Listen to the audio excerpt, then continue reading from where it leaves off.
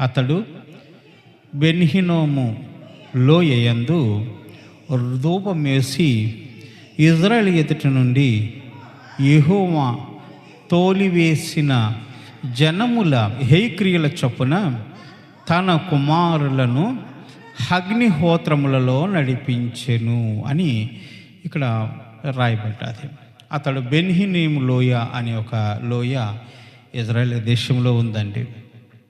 ఈ దేశంలో ఉన్నట్టు ఈ లోయలో మరి యెహోవా ఎవరినైతే తోలివేశాడో జనాంగాన్ని, ఆ జనాంగాలు చేసే హేయక్రియల చొప్పున వాళ్ళు ఎలా చేశారో అలాగే ఇతను కూడా ఇజ్రాయేలీయుడై ఉండి యెహోవాను నమ్మిన వాడై ఉండి తన పిల్లలను తీసుకెళ్ళి అగ్నిగుండాల్లో వేసి దహించి ఆ జనాలు ఏ విధంగా అర్పించారో తమ తమ దేవతలకు బలులు, అలాగే తన పిల్లలను కూడా ఆ అగ్నిగుండాల్లో బలులుగా అర్పించాడట. ఇది చాలా విచారకరం. ఆకాశమందు దేవుడు ఒకడు ఉన్నాడని మనందరికీ తెలుసు. అయితే దేవుడు మనుషులను బలిగా కోరతాడా? ఏం కోరతాడు? దేవుడు ఏం కోరుకుంటాడు? దేవుడికి ఏం కావాలి? సమస్తము కూడా ఆయనవే. మనుషులను బలి కోరుకునేవాడైతే ఆయన దేవుడే కాదు. అయితే దేవుడు ఆత్మ సంబంధమైన బలులను కోరాడు తప్ప కానీ శరీర సంబంధమైన బలులు ఈనాడు కోరలేదు. కాబట్టి దావీదు అంటాడు, నువ్వు కోరిన ఎడల నేను బలులు నీకు అర్పిస్తాను, కానీ నువ్వు ఆత్మ సంబంధమైన బలులు తప్ప నీకు ఏ బలి కోరలేదయ్యా అన్నాడు.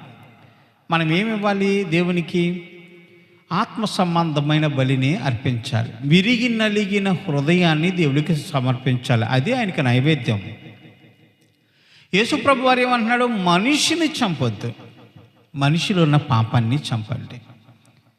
మనుషులే చచ్చిపోతే దేవుడు మనందరి కోసం మాట్లాడి మన చేతికి ఇవ్వబడిన పరిశుద్ధ గ్రంథం ఎందుకు పనిచేయదు?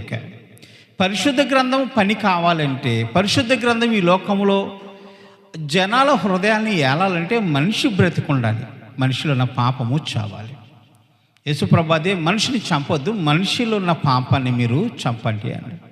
శరీర సంబంధమైన బలులు ఆయన కోరలేదు. ఇతను ఏం చేస్తాడంటే ఆ జనుల హేయక్రియల చొప్పున, ఆ జనులు చేసే పాపపు క్రియల చొప్పున ఈ రాజుగారు కూడా చేసి తన పిల్లలను తీసుకెళ్ళి అగ్నిగుండాల్లో వేసి వారిని దహించి వారి దేవతలకి తను నైవేద్యాలు పెట్టేవాడట. ఎంత దుర్మార్గం అండి, ఆలోచించండి. తన సొంత పిల్లలను సైతం తీసుకెళ్ళి అగ్నిగుండాలు వేసి కాల్చటము ఎంత ఘోరమైన